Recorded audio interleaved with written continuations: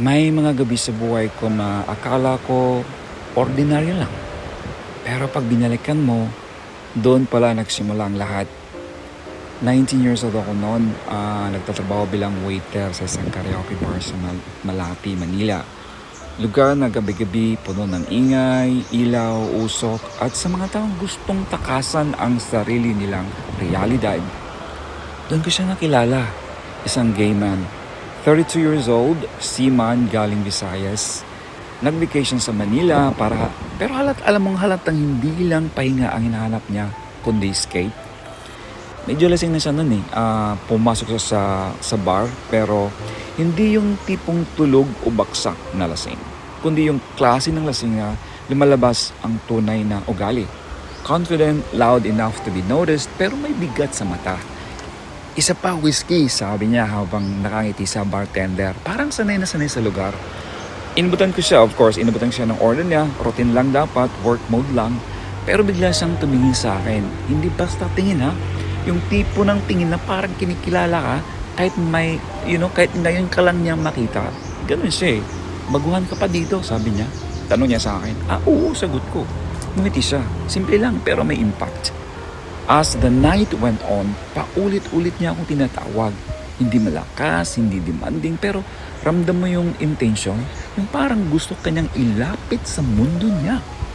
Nagkwento siya ng tungkol sa barko, sa dagat, sa tagal ng biyahe na minsan kahit madami kayo sa paligid niya or madaming tao sa paligid niya, pero pakiramdam niya mag-isa pa rin siya. Sabi niya, sa barko lahat may kausap, pero walang tunay na kasama. Alam mo, tumahimik ako dun eh. Kasi kahit bata pa ako nun, naiintindihan ko yung lungkot na hindi sinasabi. He was kind, generous, maaalalahanin sa paraan ng hindi mo agad mahalata. Nagbibigay ng tip na mas malaki kaysa sa normal, tumatawag ng malakas, or rather tumatawag ng malakas, parang gustong punuin ang lahat ng kulang sa loob niya. Pero may isa pa akong napansin, yung pagiging possessive energy niya o yung possessive energy niya.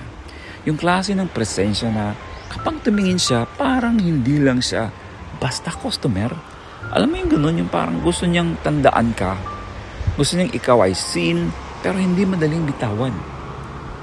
Habang papalapit ang closing time, syempre unti-unti humihina ang music, nauubos ang mga tao, lumalalim na rin ang gabi. Pag alis ko sa table niya, tinawag niya uli ako. Pare, ano uling pangalan mo?